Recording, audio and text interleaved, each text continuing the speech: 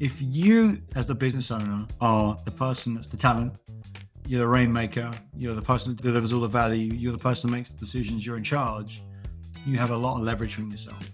You have a lot of responsibility, of course, but also, more importantly, you're the biggest roadblock, biggest bottleneck in your business. So much is said about a new year. Goodness, I almost don't want to talk about it because I feel like here at the first week in January, there's already so much already of Happy New Year. Where are we? We've got the plan right. What does it look like? And there's a lot of value in that, obviously, right? And so we want to look at it the right way. Where's the utility? How do we want to make it work? And the Seven Figure Advisor podcast, right, is all about hearing from advisors about advisors and what problems we're hearing. But here's what I want to share from this week, getting back to it, first week back in the year. And really, you can use this at any time of the year as a reset, which is part of the point that when we talk about the new year, we're really talking about just a moment in time where we get to take a second to go, okay, where are we? What are we doing? And most of planning for this year, I've already started doing with all my advisor clients. We've been doing this essentially since before Thanksgiving. In November time, we started to think about, okay, what is it we need to start to think about for next year? And there's many ways of doing planning. And over the years, I've seen the nuance. And what I find to be most effective is not those big, okay, here's the offsite, here's the first time where we're going to come together and we're going to spend hours or we'll spend a day and do the planning. I think there's a lot of value in those. But what I found to be more effective in the planning is to start to think about, plant the seeds. What's your idea? What do you want the next year to be about? Like, what are the things that work? What are the things that haven't worked? And then each time we come back together, it starts to paint a picture all by itself. And so really, for the most effective advisors and all the people I'm working with, by the time we get into the new year, we already know what the year is going to be about, or we've had lots of it together. But there's still this interesting piece this week that I found is that, okay, we've done a lot of that work together. We've gone away over the holiday period. We've come back and we're now in a place where we're thinking, okay, well, was those things we set out, were they right? Did I still feel the right things? Did I put the seeds in the right place? Do I feel certain about that? Which of the things that we said are, we talked about the numbers. What are the right numbers in terms of like the overall revenue? What are the right numbers in terms of the GDC or the PCs or the AUM that we're tracking for the year? By the way, I will say what I've seen a lot is that what's been effective in tracking those numbers is think of it like a triangle. Triangle within triangle, follow me on this. A triangle of numbers, right? So I like triangle, strongest shape in nature, strongest structure in nature. We think about triangle. We want to make sure the numbers have that, they're triangulated.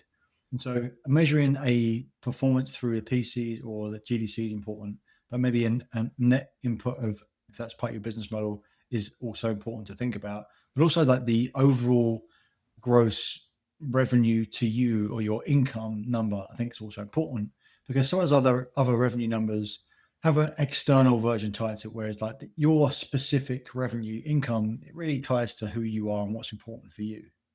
So that kind of triangle of numbers, I think is really important to think about. And some of like the prevailing feedback I get at this time of the year is, oh man, we flicked over to the new year and everything reset.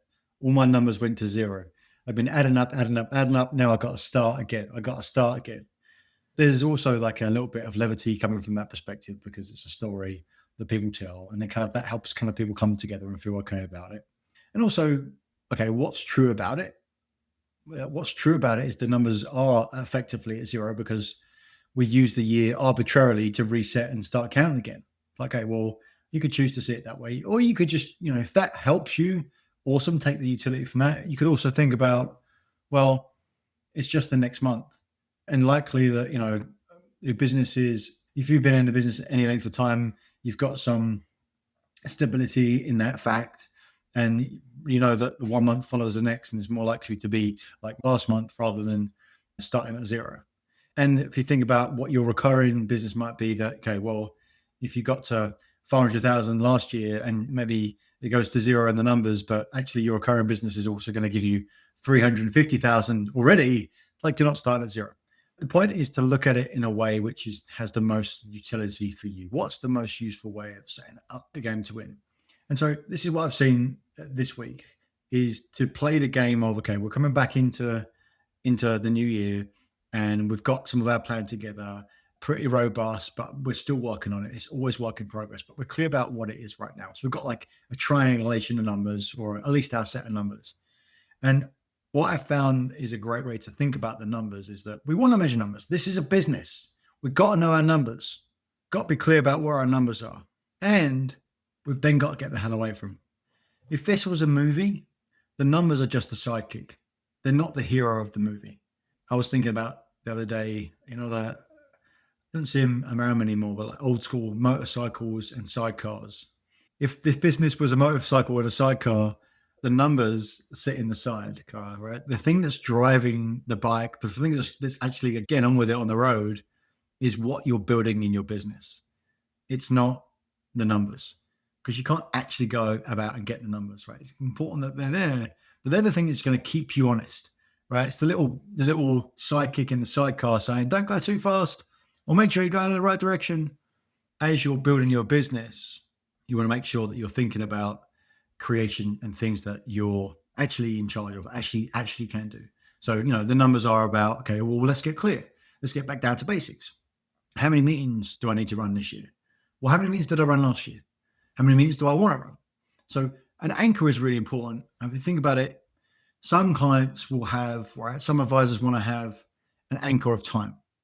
I only want to work 30 hours in my business this year. And I want to allocate that between my team time, how I help my team. I want to allocate between that and CEO time, or how I think it in my business, what am I creating, where's my strategy, and then delivering to my most important clients. And you might end up with like, okay, this is the set amount of meetings I can do each week.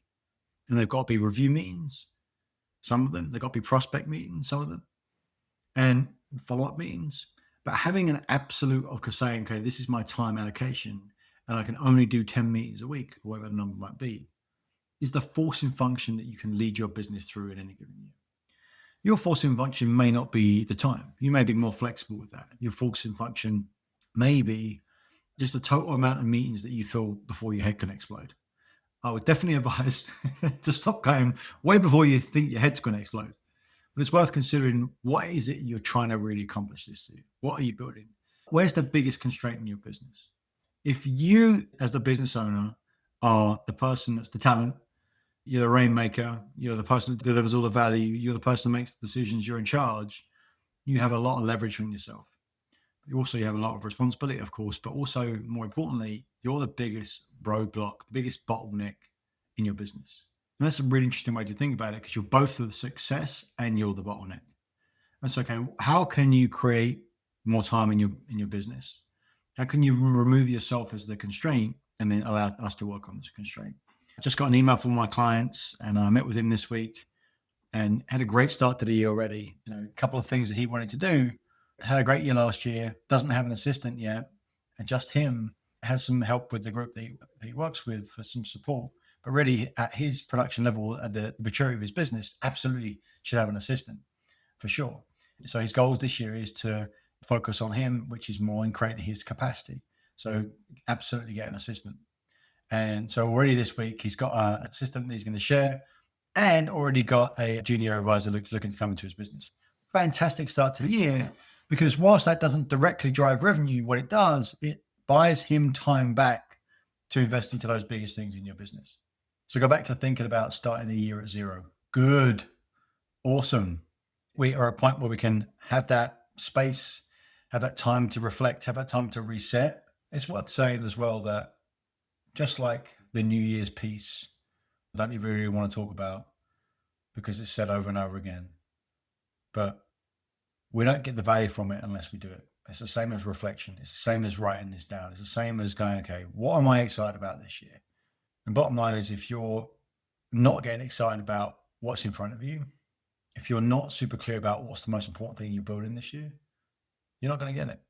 You won't access that emotional juice inside of you that you need in order to produce the things you know you can produce. I expect, if you're listening to this, that you're already at a level where you know that you can do it. You know that you're a high level advisor. You know that you can add tons of value to your clients.